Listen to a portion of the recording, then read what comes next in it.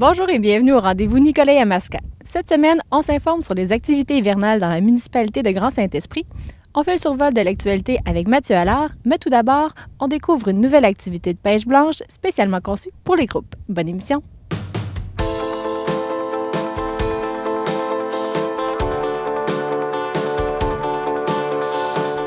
Madame Fréchette, qu'est-ce qui a motivé l'équipe du Centre d'interprétation à développer un nouveau volet hivernal?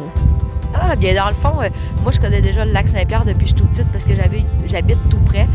Et puis, je me suis aperçue qu'il y a beaucoup de gens qui ne connaissent pas le lac Saint-Pierre l'hiver. Et puis, tout en cherchant des nouvelles activités pour le centre d'interprétation, bien, il est venu l'idée là, de venir en complémentarité avec la pourvoirie Jean-François Lemire. Dans le fond, ce qu'on offre, c'est des guides, puis tout inclus avec des gens qui n'ont jamais été à la pêche blanche. Et justement, parlez-nous de votre nouvelle activité à la découverte du Grand Nord, ici même au lac Saint-Pierre. Oui, bien, dans le fond, notre nouvelle activité n'est pas juste une activité de pêche. Oui, on va pêcher, mais en même temps, on ajoute plein de choses pour que les gens y découvrent ce grand espace blanc-là. C'est vraiment une activité de plein air, de l'air pur, vraiment, là, c'est magnifique. Puis à tout ça, on fait un complémentaire avec la pêche. Les gens vont pouvoir aussi faire une activité de cerf-volant. On va jouer au mini-pot.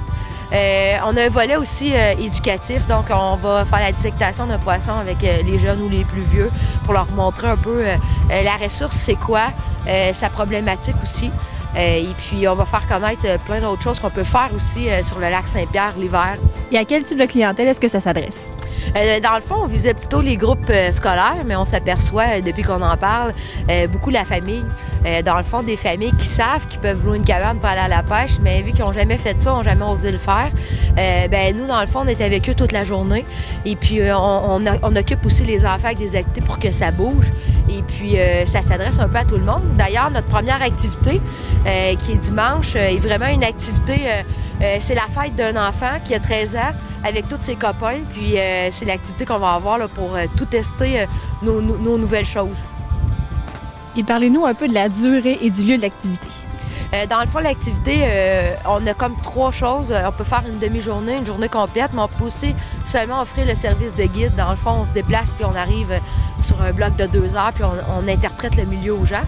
Mais dans le fond, un idéal, c'est de passer la journée pour vraiment vivre la vraie journée de pêche puis de ne pas oublier le superbe coucher de soleil sur le lac Saint-Pierre en fin de journée. Et il fait pas trop froid? C'est ça. Ça, c'est la question. Tout le monde dit ça. Il y a toujours un petit vent. Bien, quand on est bien habillé, beaucoup de pleurs, on prend le principe de la pleure d'oignon, on en met épais, et puis des bonnes bottes avec une cabane qui est chauffée. On peut se réchauffer de temps en temps. Ça fait une activité qui est plaisante. Et puis, c'est sûr que moi, j'ai déjà connu, puis on le fait pas chaque année, ça dépend de la température, mais fin février, quand c'est plus la fin de la saison, moi, j'ai déjà connu pêcher en chandail, pas de manteau, avec le gros soleil sur le lac. Mais là, on est en janvier, puis début février, c'est préférable d'être bien habillé. Et pour les gens qui seraient intéressés à avoir plus d'informations ou à réserver, quelles sont les coordonnées pour vous rejoindre? Dans le fond, c'est le centre d'interprétation de Baie-du-Fer au 450-783-6996. Puis on ajoutera aussi des informations sur le site oua.com.